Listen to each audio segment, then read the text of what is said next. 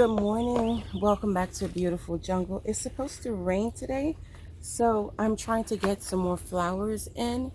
Am I holding it correctly? Flowers. And I have some jade beans that I'm going to plant in my green stock. So,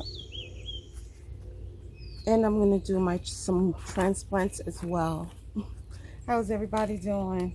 Pray you guys are having an amazing day, or depending on what time you're watching this. I pray your day starts off amazing and continues to be amazing.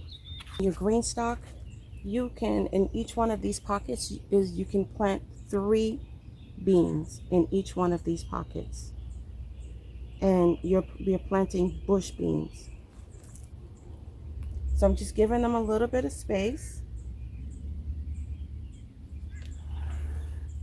just section them out and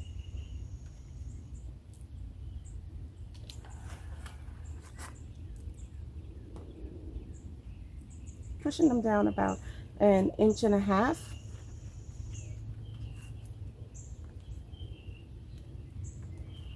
Now,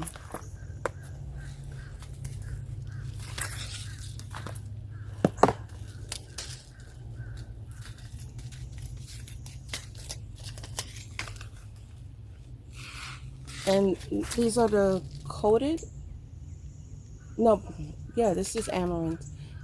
These are the coated amaranth plants. Seeds, the seeds are coated. That's what I meant to say. The seeds are coated, so it's easy. It's called easy sow. And this is horehound, and horehound likes full sun, so it says. So they say horehound likes full sun. I'm just going to remove these yellowing leaves. And horehound is one of my medicinal herbs. Just pat it down, remove all the air pockets.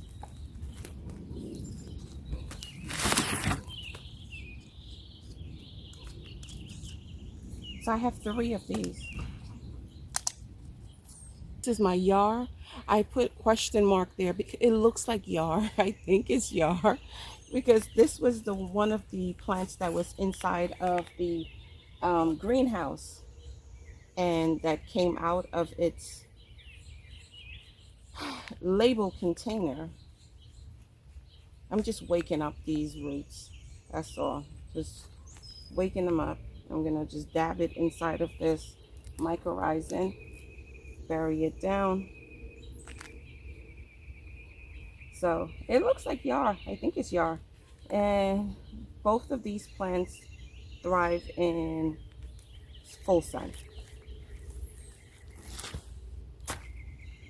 And this is my tick leaf thyme. And every year I cut a piece off of the plant that's growing outside because it does not, this is a tropical plant. It does not, it's not a perennial plant in zone 8A or where I was in 7B. So this, I've tried putting it in my garage, overwintering it. It does not work. So this year I am going to try putting it into the greenhouse and see if that works. But every year, this is a plant that came with me from since New York, okay?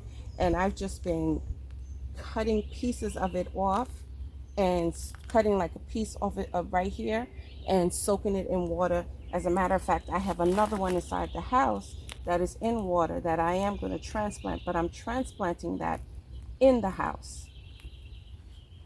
And you're going to see this plant, and it looks as though, you know, it looks good now, but wait till the sun hits it. Oh my gosh, it loves the sun. It's going to bush out. It's going to get so big, and the more you harvest, the more it grows. It's a really good plant to have.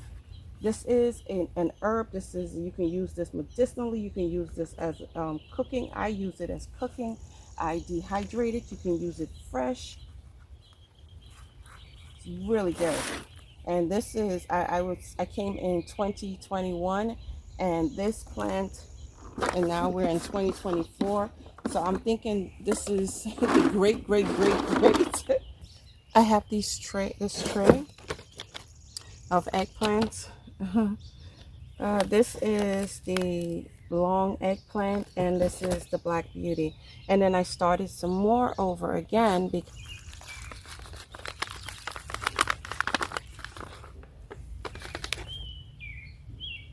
that is very dry.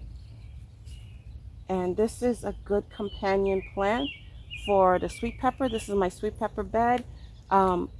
Both peppers and eggplants are in the same family of nightshade, the nightshade family. So they are good companion plants because they require the same nutrients, same care.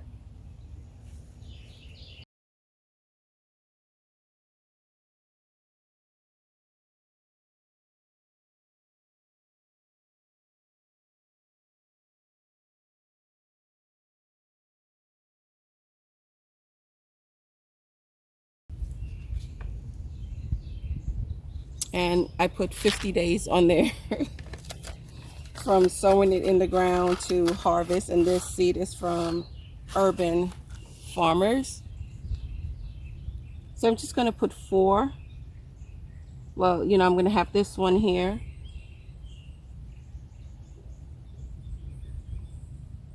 And just to make sure that they germinate, I'm just going to put one right next to it, and we will see what germinates. And just push them down, push them down. Cedar mulch, and it says naturally repels insects. So this is what I am going to be using. This was, I think, $4.98 at the Blue Box store. So this is what I'm going to use on all of my squash and watermelons. And I got this from Broke Farmer. He said he uses cedar on for his mulch. And I was also talking to one of the members of the church, actually a doctor,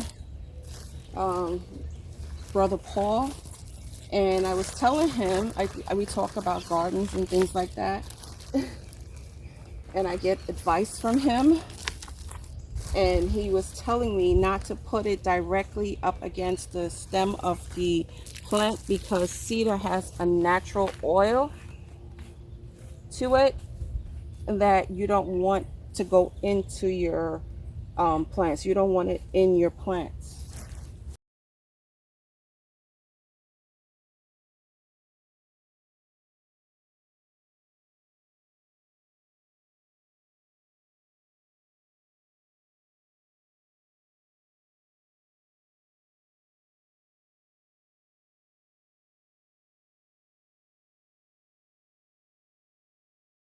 One more thing I forgot to put here, this.